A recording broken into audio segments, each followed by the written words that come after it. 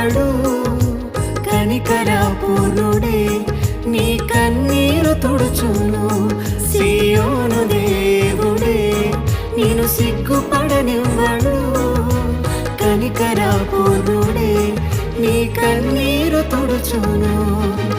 అసమానుడైన వాడు అవమానపరచడు నిన్ను.